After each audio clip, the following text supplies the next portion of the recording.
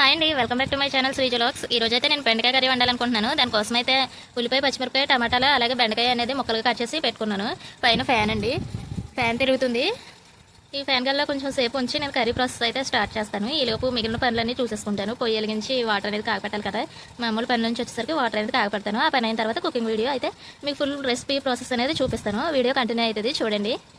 ఇప్పుడైతే పనులు మొత్తం చేసేసుకున్నానండి. ఇప్పుడు కర్రీ ప్రాసెస్ అయితే స్టార్ట్ చేస్తున్నాను. ఆల్రెడీ స్టవ్ మీద గిన్నె అయితే పెట్టుకున్నాను. ఇందులో ఆయిల్ యాడ్ చేసుకోవాలి. ఆయిల్ అయితే హీట్ అయిపోయింది. ఇప్పుడు సంగతి తరిగిన ఉల్లిపాయ, పచ్చిమిరపకాయలు అయితే యాడ్ చేసుకుంటున్నాను. ఇవి వేసుకొని కాసంత ఫ్రై అయ్యే వరకు వేయించుకోవాలి.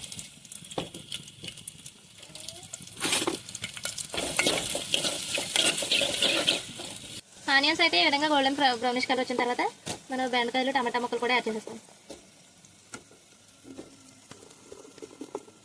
ఇవన్నీ చక్కగా మగ్గే వరకు లో ఫ్లేమ్లో మూత పెట్టి మగ్గించుకోవాలి. బాగా కలుపుకొని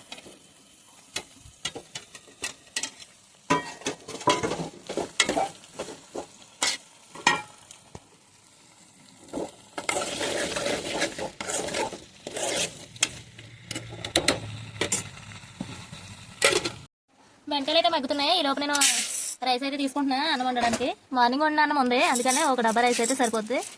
ఇప్పుడు ఈ కడిగి నానబెట్టుకుంటాను. ఇలా నానబెట్టుకుని వండుకోవడం వల్ల రైస్ అయితే త్వరగా కుక్ అవుతుంది, గ్యాస్ కూడా సేవ్ అయింది. చూసారా, లో ఫ్లేమ్లో ఇలా మగ్గించుకుంటే బెండకాయ, టమాటా కూడా చాలా బాగా కుక్ అయినాయి. ఇప్పుడు ఇలా మగ్గిపోయిన తర్వాత ఇందులో ఉప్పు, కారం అయితే యాడ్ చేసుకుంటాం. ఇందులో కొంచెం అంత పసుపు యాడ్ చేసుకుంటున్నాను. అలాగే మీకు స్పైసీనెస్ తగ్గట్టు కారం, కర్రీకి సరిపడా ఉప్పు ఇవి వేసేసుకొని బాగా కలుపుకోవాలి. ఇలాగా ఒక 5 నిమిషాలు కలుపుకుంటూ బెండకాయ ముక్కలకి ఉప్పు, కారం, పసుపు బాగా పట్టేలా కలుపుకోవాలి.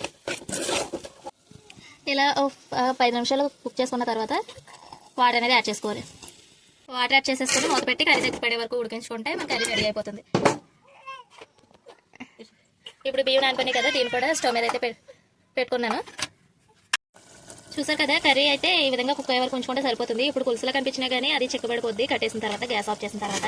అలాగే రైస్ కూడా ఉడికిపోయింది. ఇప్పుడు దీన్ని మంచి చేయడమే. ఇక ఈ వ్లాగ్ అనేది ఎక్కడితో ఎండ్ చేస్తున్నాను.